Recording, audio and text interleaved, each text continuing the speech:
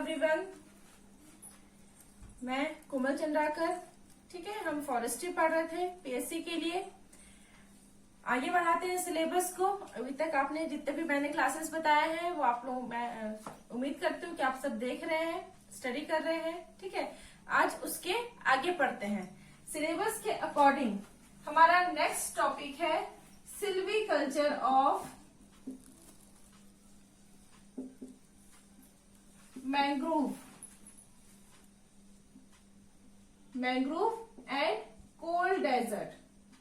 ठीक है, next topic है हमारा silviculture of mangrove and cold desert. तो सबसे पहले हम देखते हैं अभी मैंग्रोव को। ठीक है, मैंग्रोव क्या है? तो मैंग्रोव क्या है? मैंग्रोव ऐसा प्लांट है जो कि दलदली एरिया, कोस्टल एरिया में रहता है। कहाँ मिलता है? सबसे पहला चीज हम देख रहे हैं अभी मैंग्रोव। ठीक है, तो मैंग्रोव के बारे में कुछ चीज जान लेते हैं। मैंग्रोव कहाँ पाया जाता है? नॉर्मली ऐसे एरिया पे जहाँ पे दलदल है, स्वैम्प है। ठीक है, स्वैम्प है या कोस्टल एरिया। कोस्टल एरिया मतलब जहाँ पे समुद्र के तट वाला एरिया, समुद्र के तट वाला एरिया। ये जो समुद्र है, समुद्र का पानी खारा होता है, हमको पता है। ठीक है, तो मैंग्रोव जो है तट एरिया में पाया जा रहा है, मतलब वहां पर कैसा है? सलाइन कंडीशन ज्यादा है। सलाइन मतलब खारा। ठीक है, वहां का जो सॉइल है वो कैसा कंडीशन में है? सलाइन कंडीशन है, मतलब उसमें सॉल्ट, नमक की मात्रा ज्यादा है। ठीक है, नमक की मात्रा ज्यादा है। ऐसे कंडीशन में मैंग्रोव फॉरेस्ट पाए जाते हैं। पूरे वर्ल्ड में जितने भी मैंग्रोव है, पूरे वर्ल्ड में जितने भी मैंग्रोव है उसका 7% मैंग्रोव, कितना? 7%, स्टार मार्क करके लिखेंगे। 7% मैंग्रोव जो है वो हमारे इंडिया में है। कहाँ पर है? पूरे वर्ल्ड का 7% मैंग्रोव हमारे कंट्री के अंदर, सीमा के अंदर आता है। अब ये जो मैंग्रोव है, ये जो मैंग्रोव फॉरेस्ट है, ये किस क्लाइमेटिक रीजन में आता है? अब आप रिकॉल कीजिए मेरा थर्ड लेक्चर में मैं आपको बताई थी क्लाइमेटिक जोन के बारे में। ठीक है, ये अर्थ है, ये इक्वेटर है, 20 degree, then 40 degree, 60 degree alpine line. तो इक्वेटर, ठीक है, इक्वेटर से कितने दूरी में पाया जाएगा? तो मैं आपको बता रही हूँ अभी कितने में रहता है। 25 डिग्री से लेकर के 30 डिग्री के बीच। तो इतना दे दिया है, मतलब आप समझ जाएंगे कि क्या कौन से जोन में आता है। देखो, मान लो ये इक्वेटर है, तो इक्वेटर से यहाँ तक 20 था, फिर ये 40 डिग्री तक का था, तो ये किसके बीच में आ रहा है? 25 से 30 के बीच, इस रेंज में आ रहा है। ये कौन सा लेवल था? कौन सा क्लाइमेटिक लेवल था? तो सब ट्रॉपिकल क्लाइमेटिक रीजन में आता है। नेक्स्ट इंपॉर्टेंट क्वेश्चन, क्या मैंग्रोव पहला कहाँ मिलता है हमको? कोस्टल एरिया से मिलता है। मैंग्रोव कहाँ मिलता है हमको? कोस्टल एरिया से मिलता है। वहां पर सॉइल कैसे होता है? तो सलाइन कंडीशन में होता है, खारा होता है। सलाइन मतलब खारा, जिसमें जो नमक, लवण की मात्रा ज्यादा होती है। ठीक है, पूरे वर्ल्ड में से कितने % मैंग्रोव हमारे भारत देश में है? तो 7% मैंग्रोव हमारे भारत देश में है। ठीक है, 7% मैंग्रोव हमारे भारत देश में है। अब मैंग्रोव फॉरेस्ट जो है वो कौन से क्लाइमेटिक जोन के अंदर आता है? मैंग्रोव फॉरेस्ट जो है वो कौन से क्लाइमेटिक जोन के अंदर आता है और उसका रेंज क्या है? तो उसका रेंज है 25 to 30 degree, north as well as south. ठीक है, north as well as south. ठीक है, 25 to 30 degree north as well as south में प्रेजेंट होता है। ठीक है, कौन सा क्लाइमेटिक जोन के अंदर आता है। ये सारे जो पॉइंट्स बताई वो सारे कहीं ना कहीं क्वेश्चंस में, एग्जाम्स में क्वेश्चंस के फॉर्म में आते हैं। क्लियर? देन आगे देखते हैं, इसके आगे देखते हैं हम लोग, इसके आगे देखते हैं कि मैंग्रोव ये जो 7% है, ठीक है, वो इंडिया के किस किस रीजन में पाया जाता है, इंडिया के किस किस रीजन में पाया जाता है। तो मैंग्रोव, आप लोग एक वर्ड सुने होंगे ज्वार भाटा, ठीक है, वर्ड सुने होंगे ज्वार भाटा। ज्वार भाटा को इंग्लिश में कहते हैं टाइड, ठीक है, वॉशिंग पाउडर टाइड नाम सुने हैं, तो उसी को कहते हैं ज्वार भाटा, ठीक है। ये जो ज्वार भाटा है, ज्वार भाटा में क्या होता है, समुद्र का पानी जो कोस्टल एरिया वहां तक आता है, अपने साथ में समुद्र का खारापन भी लेके आता है और वहां पर छोड़ते हुए चले जाता है, ठीक है। इससे क्या होता है, दलदली स्थिति उत्पन्न होती है, दलदली, ठीक है, मार्शी एरिया उत्पन्न होता है। तो मार्शी एरिया जहां जहां है इंडिया में, वहां वहां ये प्रेजेंट होगा। तो कहाँ कहाँ पर है, ईस्टर्न कोस्ट में है, ईस्ट कोस्ट में, वेस्ट कोस्ट में, ठीक है, साथ में Andaman and Nicobar island, Andaman and Nicobar group of island, इतनी जगह पे हमको क्या मिलेगा, मैंग्रोव फॉरेस्ट मिलेगा। और सबसे ज्यादा डेंस मैंग्रोव हमको कहाँ मिलेगा, तो वेस्ट बंगाल के सुंदरबन एरिया,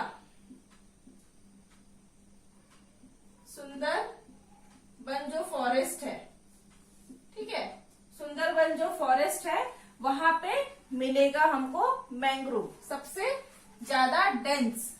कहाँ मिलेगा हमको, सुंदरबन, क्योंकि वहां पे गंगा नदी का जो गाद होता है वो वहां के स्टोर होता है डेल्टा बनाने से पहले, ठीक है। तो वहां पे क्या मिलेगा हमको, सुंदरबन जो फॉरेस्ट है वहां पे हमको सबसे ज्यादा डेंस या डाइवर्सिटी मिलेगी मैंग्रोव की, ठीक है। अब मैंग्रोव का हम डाइवर्सिटी वर्ड आ ही गया है, ठीक है, मैंग्रोव का डाइवर्सिटी वर्ड आ ही गया है, तो उसको भी देख लेते हैं साथ में। देखो, डाइवर्सिटी मतलब वैरायटी, ठीक है, क्या होता है डाइवर्सिटी मतलब वैरायटी। वैरायटी कैसे, कि उसके कितने जेनरा है, कितनी फैमिली है और कितने स्पीशीज है, ठीक है। तो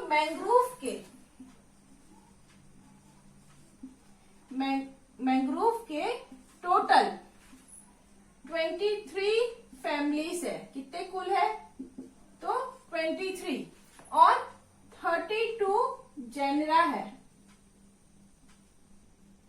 ठीक है, कितने हैं, 23 families and 32 genera, 22 families and 32 genera, और लगभग 75 से भी ज्यादा इसके स्पीशीज पाए जाते हैं, 75 से भी ज्यादा इसके स्पीशीज पाए जाते हैं। तो 23 को उल्टा कर दो, 32, कुल कितने हैं, तो 23, और उसके जेनरा कितने हैं, तो 32, और उसकी प्रजातियां 75 से भी ज्यादा पाए जाते हैं, ठीक है। मैंग्रोव जो होता है वो एवरग्रीन फॉरेस्ट होते हैं, ठीक है, मैंग्रोव जो होते हैं एवरग्रीन फॉरेस्ट, उसमें जो ट्रीज होते हैं वो एवरग्रीन नेचर के होते हैं, ठीक है। मैंग्रोव्स में जो प्लांट्स होते हैं वो एवरग्रीन नेचर के होते हैं। अब देखो, मेरा जो फर्स्ट लेक्चर था उसको आप अगर अटेंड किए हैं तभी ये वाला टॉपिक समझ में आएगा। देखो, फर्स्ट लेक्चर में मैं आपको बताई थी फॉरेस्ट क्लासिफिकेशन, ठीक है, फर्स्ट लेक्चर में बताई थी मैं आपको फॉरेस्ट क्लासिफिकेशन। ये जो फॉरेस्ट क्लासिफिकेशन है ये किसके द्वारा दिया गया था, चैंपियन एंड सेथ के द्वारा 1968 में। उसमें total 5 major groups and 16 forest types उसको डिस्क्राइब की थी मैं, ठीक है, 5 major groups and 16 forest types. तो अब मैंग्रोव फॉरेस्ट क्वेश्चन क्या आता है, आईएफएस का क्वेश्चन है ये। कहाँ का, आईएफएस का। आईएफएस में क्वेश्चन आया था कि mangrove forest champion and Seth के फॉरेस्ट क्लासिफिकेशन के किस मेजर ग्रुप में आता है या किस फॉरेस्ट टाइप के अंदर आता है। ठीक है, तो आपको क्लाइमेटिक जोन बताई मैं अभी, क्लाइमेटिक जोन में आ गया था आपका कौन सा, 20। ठीक है, तो अभी देखो ये किस मेजर ग्रुप में आता है, क्वेश्चन ये आया था। तो याद रखिएगा मैंग्रोव फॉरेस्ट जो है वो ट्रॉपिकल फॉरेस्ट ग्रुप में आता है, जो फर्स्ट नंबर का था। ठीक है, मेजर ग्रुप में किस में अंतर्गत आएगा, ट्रॉपिकल फॉरेस्ट। और ट्रॉपिकल फॉरेस्ट के अंदर 7 टाइप्स थे, तो 7 में से जो छठवां नंबर का था, याद करो छठवां नंबर का कौन सा था, लिटोरल एंड स्वैम्प फॉरेस्ट। क्या था, इसके जो फॉरेस्ट टाइप है वो कौन सा है, फॉरेस्ट टाइप कौन सा है, तो littoral and swamp forest.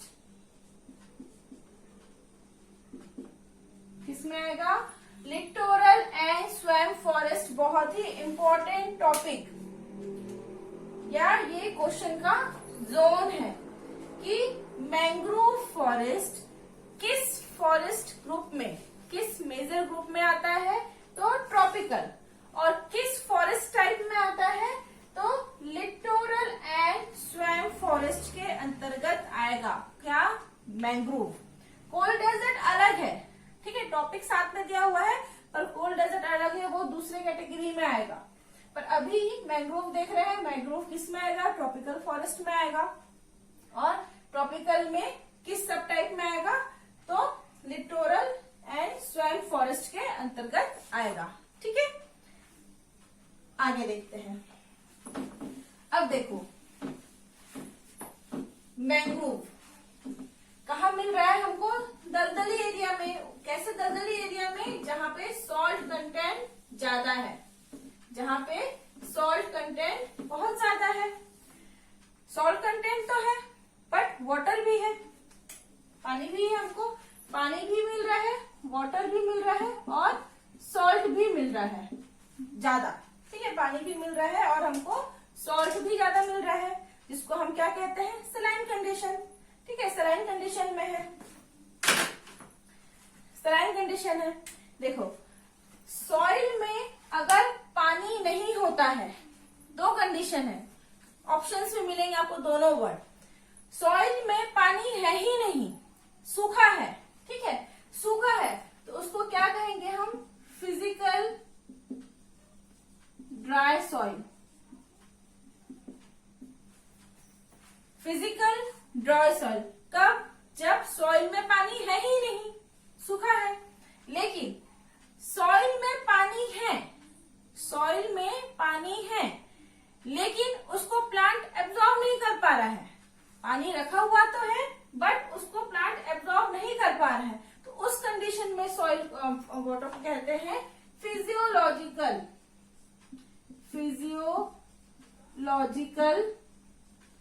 Dry soil.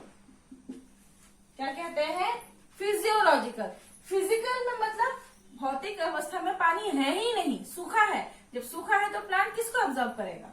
लेकिन फिजियोलॉजिकल ड्राई सॉइल में पानी तो है बट वो जिस फॉर्म में एब्जॉर्ब करता है वो उस फॉर्म में नहीं है। जैसे हम पढ़े हैं पहले भी, एग्रीकल्चरल क्लास की होंगे तो उसमें बताए होंगे आपको कि प्लांट जो है सिर्फ और सिर्फ कैपिलरी वाटर को एब्जॉर्ब करता है। ठीक है, कैपिलरी वाटर को ही एब्जॉर्ब कर सकता है, बाकी वाटर उसके लिए वेस्ट है।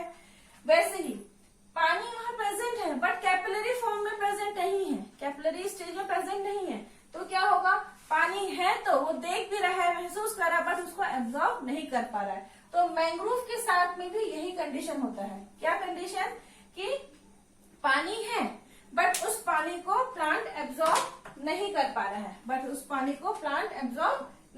रहा है, ठीक है।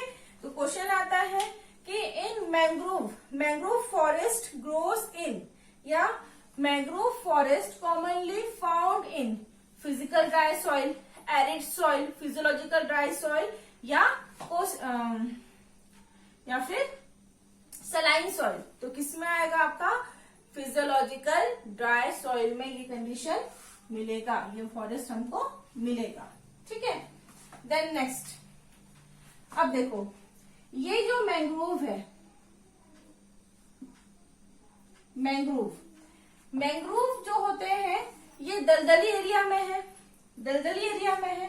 तो जो भी प्लांट होता है उसकी जो जड़ होते हैं वो वाटर एब्जॉर्ब करते हैं, साथ में रेस्पिरेशन करते हैं। क्या करते हैं? श्वसन की क्रिया करते हैं, रेस्पिरेशन, श्वसन। ठीक है, सांस लेते हैं, सांस लेंगे, हवा का आदान प्रदान करेंगे। ठीक है, सांस लेते हैं, रेस्पिरेशन करते हैं, श्वसन करते हैं। अब क्योंकि यहाँ दलदली है, दलदल एरिया है, तो सॉइल में आप लोग एग्रीकल्चर में जब सॉइल का क्लास किए होंगे तो उसमें बताए होंगे कि सॉइल में अपनी एक हवा, एयर को रखने की कैपेसिटी होती है, जिसको सॉइल पोरोसिटी कहते हैं या एरेशन कहते हैं। ठीक है, तो जब ये एरिया ऑलरेडी पानी से भरा हुआ है, मतलब वहां पर सॉइल का स्पेस नहीं है, पोरोसिटी नहीं है, पोर्स जितने भी है, जितने भी छिद्र है मृदा के अंदर में, वो सारे छिद्र ऑलरेडी पानी से भरा हुआ है, मतलब वहां पे हवा के लिए कोई जगह नहीं है। अब ये जड़ सांस कैसे लेगा? नहीं ले सकता सांस, ठीक है, क्योंकि हवा है ही नहीं, पानी है। तो ये क्या करते हैं, इसके जड़ जो होते हैं ये अपोजिट ग्रो करते हैं, क्योंकि जमीन के ऊपर तो हवा है, उनको सांस लेना है। तो इनके जो रूट्स होते हैं वो जमीन से इस तरीके से बाहर आते हैं, इस तरीके से बाहर आते हैं। ठीक है, ऐसा लगता है कि जमीन पे किसी ने कांटे बिछा दिए, हर्डल्स लगा दिए हैं। ठीक है, क्या होगा, क्यों आते हैं? क्योंकि सॉइल में एयर है ही नहीं। रूट का नेचर क्या है, वो रेस्पायर करता है, बट रेस्पायर करने से हवा नहीं है, और हवा नहीं मिलेगा तो रूट गल के सड़ के खराब हो जाएगा, और रूट खराब हुआ मतलब प्लांट खराब हो जाएगा। तो इसके रूट जो है वो मॉडिफाइड हो जाते हैं। मॉडिफाइड होते हैं, वो हवा की तरफ ऊपर की ओर मूव करते हैं। नॉर्मली रूट कैसा होता है, जमीन की तरफ जाता है, बट मैंग्रोव के जो रूट्स होते हैं वो जमीन से ऊपर आते हैं। मेन रूट जो है वो अंदर रहेगा, लेकिन जमीन के ऊपर आएंगे कुछ रूट्स। जो रूट जमीन के ऊपर आता है उसके लिए टर्म है रेस्पिरेटरी रूट, रेस्पिरेटरी रूट, श्वसन करने वाले जड़। ठीक है, क्या कहेंगे इसको? श्वसन करने वाले जड़ या रेस्पिरेटरी रूट। इसके लिए एक टर्म यूज होता है, उसको कहते हैं न्यूमेटोफोर्स।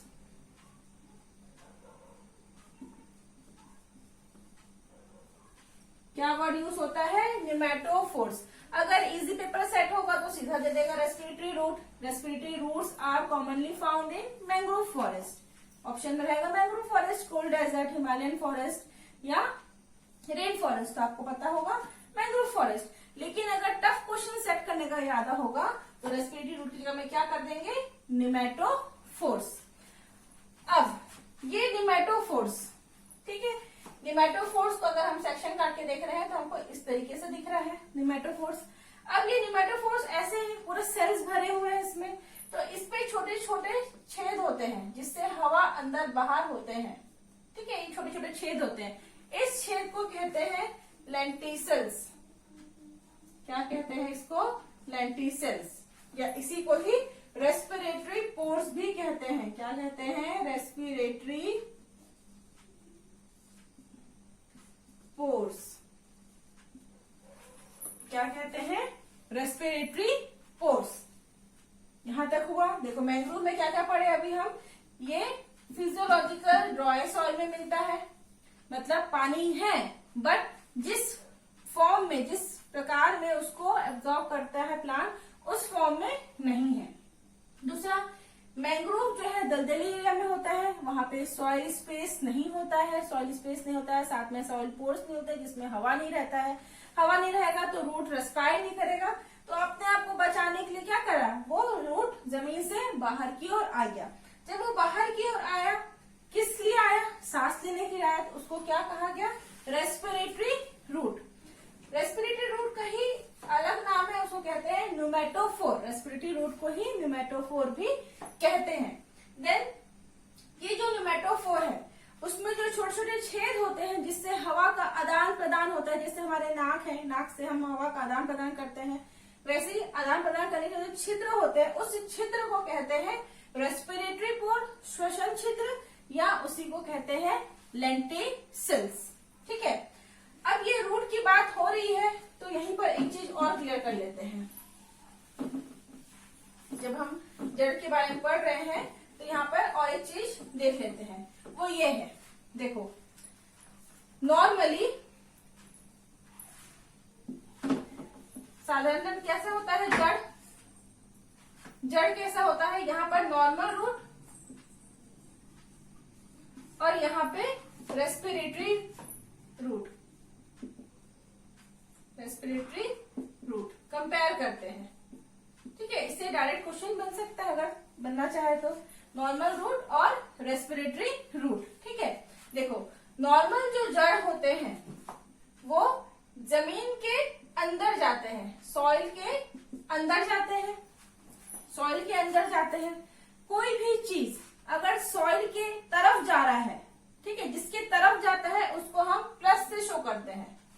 जो भी चीज सॉइल के जिसकी तरफ जा रहा है उसको प्लस से बताते हैं और जिससे दूर जा रहा है उसको हम नेगेटिव से बताते हैं। ठीक है, तो नॉर्मल रूट कैसा होता है, जमीन की तरफ जाता है, जमीन की तरफ, जमीन मतलब जियो, ठीक है, भू।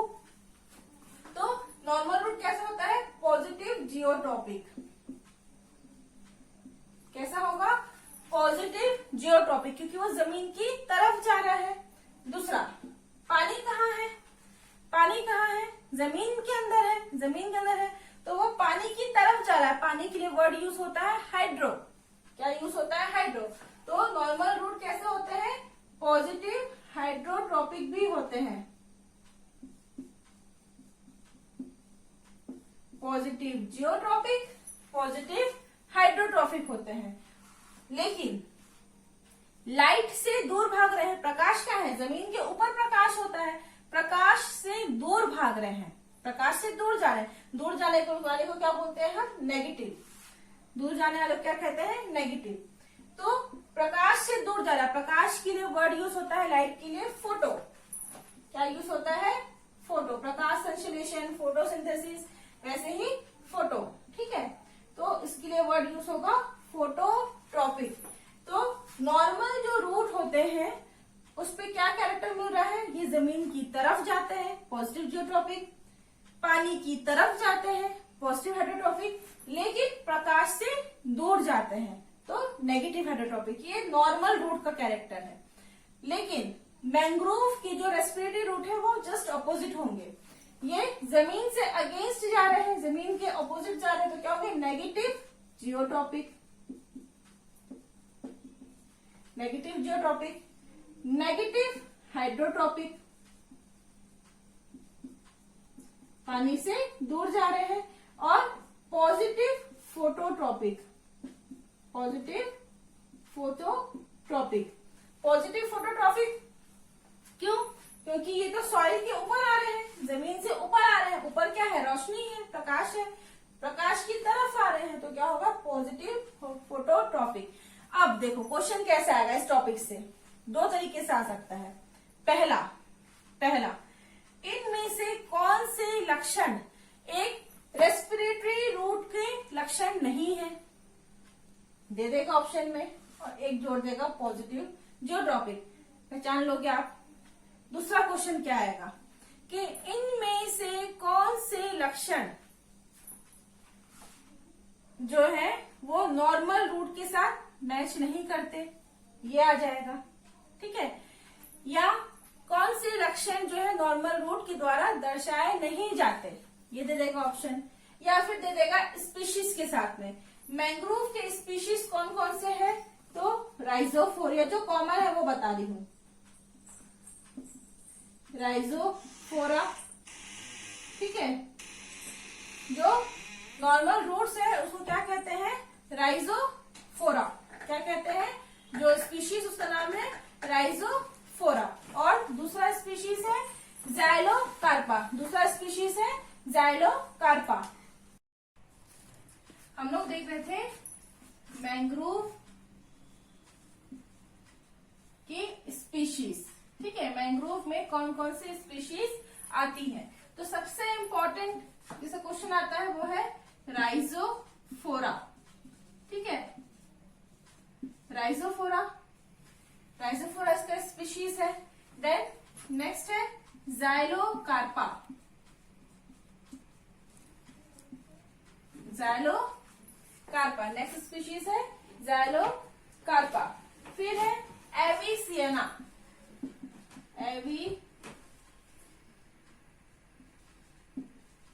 एविसेनिया। ठीक है, एविसेनिया।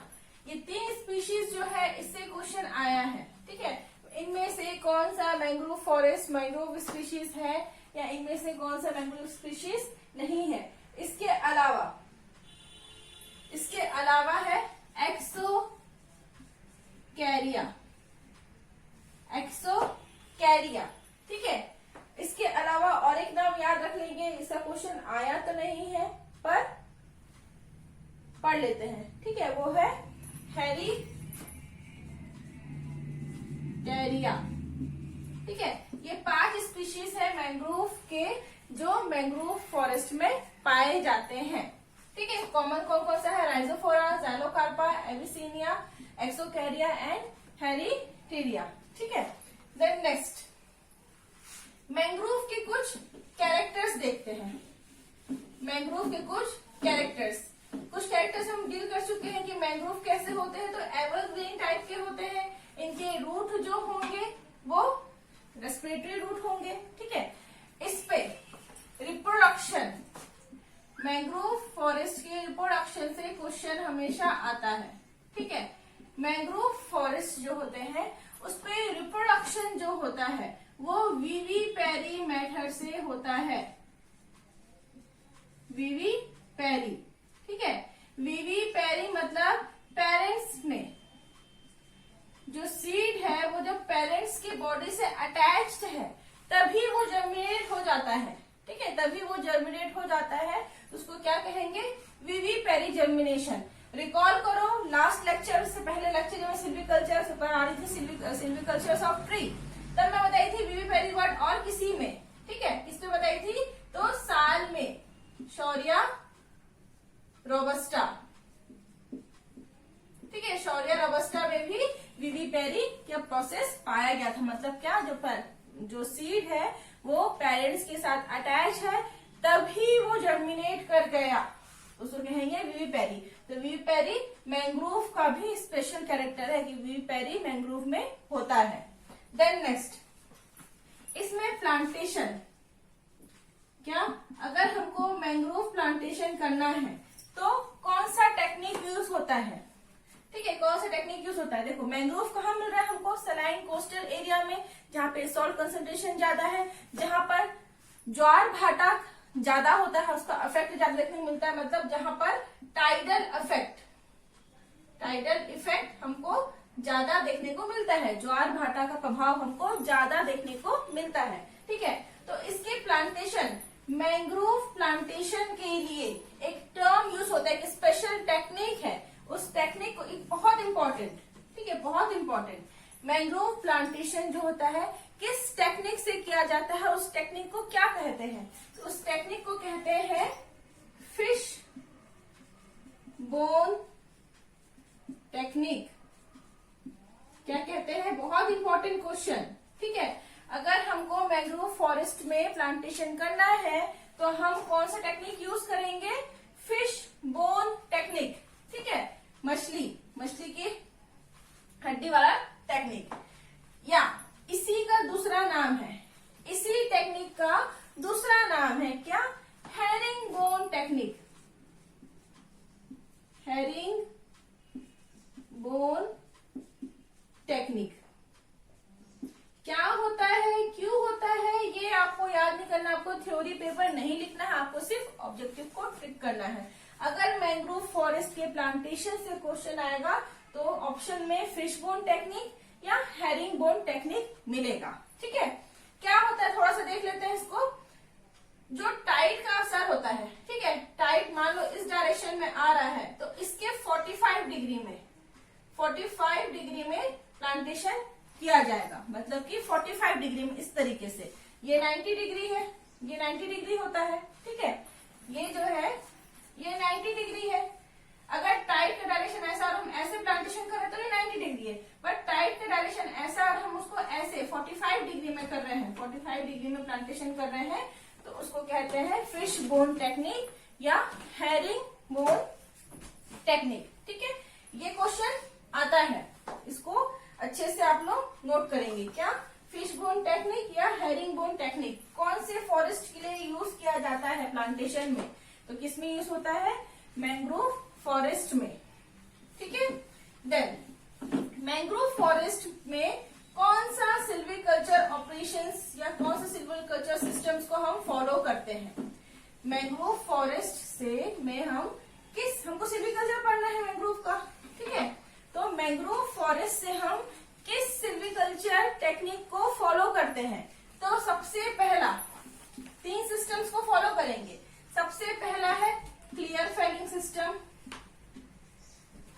कौन सा? Clear felling system, clear felling system पहला टेक्निक, ये यूज करते हैं। दूसरा सिलेक्शन सिस्टम, दूसरा है सिलेक्शन सिस्टम, और लास्ट है आपका improvement felling system, improvement felling system. ये 3 सिस्टम को हम मैंग्रोव फॉरेस्ट में यूज करते हैं। ये तीनों सिस्टम क्या होता है मैं बता चुकी हूँ जब सिल्वीकल्चर सिस्टम बताई थी, ठीक है। तो clear felling system, selection system and improvement felling system, इतना चीज आपको मैंग्रोव में पढ़ना है। इसके अलावा बहुत ज्यादा इस पे आपको पीएचडी नहीं करनी है, इससे ज्यादा आप मत पढ़िए। पढ़ने का इंटरेस्ट है तो आप कर सकते हैं, कोई पढ़ाई के लिए कोई रोक टोक नहीं है, लेकिन जहां तक मेरा एक्सपीरियंस है, जहां तक मैं समझ रही हूँ एग्जाम को, तो इससे ज्यादा नहीं आएगा, क्योंकि फॉरेस्ट्री फर्स्ट टाइम इंट्रोड्यूस किया गया है। तो मैंग्रोव में पहला याद रखेंगे क्या क्या कैरेक्टर बताई थी मैं। मैंग्रोव दलदली एरिया में पाया जाता है, किस फॉरेस्ट मेजर ग्रुप में आता है, किस फॉरेस्ट टाइप में आता है, ये किस क्लाइमेटिक जोन में आता है, इसका रेंज क्या है, कितने एल्टीट्यूड कितने लैटिट्यूड्स में मिल रहा है, ठीक है। फिर मैंग्रोव के स्पेशल कैरेक्टर्स क्या क्या है, कौन कौन से स्पीशीज यहाँ मिलते हैं, और साथ में इसका मेथड ऑफ रिप्रोडक्शन और प्लांटेशन टेक्निक्स क्या है। प्लांटेशन टेक्निक और मेथड ऑफ रिप्रोडक्शन से कॉमनली क्वेश्चंस आता है। विविपेरी मैंग्रोव फॉरेस्ट में कॉमनली मिलेगा, हर स्पीशीज में मिलेगा। दूसरा, इसके जो रूट्स होते हैं वो होते हैं रेस्पिरेटरी रूट, या इसी को हम न्यूमेटोफोर्स भी कहते हैं। जिस स्पोर से वो रेस्पायर करते हैं उस स्पोर को हम लेंटिसिल्स भी कहते हैं। क्लियर? देन उसके स्पीशीज राइजोफोरा एविसियाना, देन ज़ैलोकार्पा, ये सब उसके स्पीशीज है। हेरी है ना, ये सब उसके स्पीशीज है। और उसके प्लांटेशन टेक्निक कौन से है? तो फिश बोन टेक्निक या हेरिंग बोन टेक्निक। क्लियर? इतना चीज आप इसमें याद रखेंगे। सिल्वीकल्चर सिस्टम क्या क्या फॉलो होता है? तो selection system, clear felling system and improvement felling system. ये आपका मैंग्रोव फॉरेस्ट कंप्लीट हुआ। इससे ज्यादा और ना पढ़े, इतना पढ़ना काफी है, आपसे क्वेश्चंस लग जाएंगे।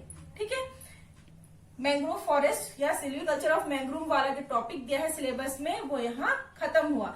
इसके आगे हम लोग नेक्स्ट लेक्चर में पढ़ेंगे कोल्ड डेजर्ट। ठीक है, लगा हुआ ही है इससे, तो कोल्ड डेजर्ट हम लोग नेक्स्ट लेक्चर में पढ़ेंगे। आज की क्लास के लिए इतना काफी है। ओके, पढ़ते रहिए। Thank you.